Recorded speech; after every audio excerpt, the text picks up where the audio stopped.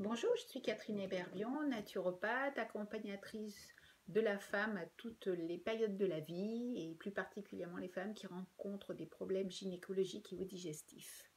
Alors aujourd'hui, je voulais faire cette petite vidéo pour parler des pulsions sucrées, de la dépendance au sucre, car parmi les clients, c'est souvent que je constate qu'il y a cette dépendance qui est là, et avec vraiment des situations qui fait que mes clients se disent bah, je craque, je m'en veux, je ne sais pas résister, c'est toujours à la même heure, ça devient quelque chose de vraiment prégnant pour moi, et je les trouve vraiment en détresse par rapport à cela. Donc du coup, je trouvais intéressant d'aborder ce sujet-là et de pouvoir vous apporter des réponses, des solutions. Alors, comment ça se caractérise aussi au niveau du corps? Et ben, au niveau du corps, on se rend bien compte, quand on a un petit peu de recul par rapport à ça, que réellement, on a un état émotionnel qui est très fluctuant. C'est-à-dire qu'on va avoir besoin de son café avec ses sucres pour avoir l'impression de gagner de l'énergie. Et puis à 11 heures, on a le gros coup de mou. Et là, on est vraiment dans l'hypoglycémie. Et puis, c'est vrai que également, ça va jouer au niveau de nos émotions, puisqu'on va avoir une humeur qui va être vraiment en dents de scie. C'est-à-dire que on va être très bien, puis d'un seul coup, vers le creux, ça fait vraiment la dentine, ou je dirais même que ça entraîne même de l'irritabilité, une grande irritabilité, si on est bien à l'écoute de ce qui se passe en nous, et naturellement une prise de poids. Alors les conséquences par rapport à tout ça, dans le long terme, on se dit bah, qu'est-ce que ça peut avoir comme incidence? Bah, tout simplement un diabète qui s'installe progressivement, de manière sourde, mais qui s'installe, et qui peut aussi engendrer des troubles digestifs. Et ça a un impact aussi au niveau de son cycle menstruel, parce qu'on s'apercevra que un syndrome prémenstruel, il va être beaucoup plus amplifié quand il y a du sucre. Vraiment cette notion de sucre, puisque c'est inflammatoire. C'est ça qu'il faut garder en tête. C'est vraiment inflammatoire.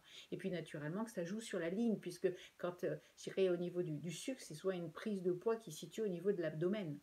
Alors les bénéfices qu'il y a à travailler sur j'irai cette dépendance au sucre, c'est qu'on va s'apercevoir qu'on va regagner en clarté d'esprit, en vitalité et en côté plus zen, c'est-à-dire qu'on va être moins les montagnes russes. Et puis bien sûr, on s'aperçoit que quand on limite le sucre, le corps, il fond également.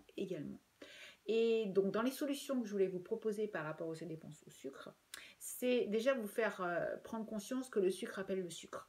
C'est-à-dire qu'il est important d'intégrer le sucre le plus tard possible dans sa journée. C'est-à-dire que si le matin, on commence avec ses tartines de confiture, avec le café avec le sucre, et bien là, on appelle le sucre. Donc, toute la journée, on va alimenter cette envie de sucre. Donc, mon conseil, c'est de faire entrer le sucre le plus tard possible dans la journée.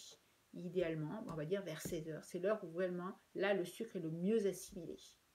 Deuxième chose, c'est véritablement de faire la chasse aux produits transformés, aux produits raffinés, aux produits light, parce que tous ces produits-là sont des substituts de sucre ou qui intègrent des sucres cachés et qui sont les pires finalement, parce qu'on ne les voit pas, et ça crée aussi une dépendance au sucre. Donc vraiment d'aller sur tout ce qui est aliments les plus bruts possibles, tout ce qui est index glycémique bas, donc c'est tous les produits qui sont, je dirais, les farines complètes, les semoules complètes, tout ce qui est le plus complet possible, parce que là, on limite le sucre d'assimilation rapide et ça rassasie plus en même temps, donc c'est encore mieux.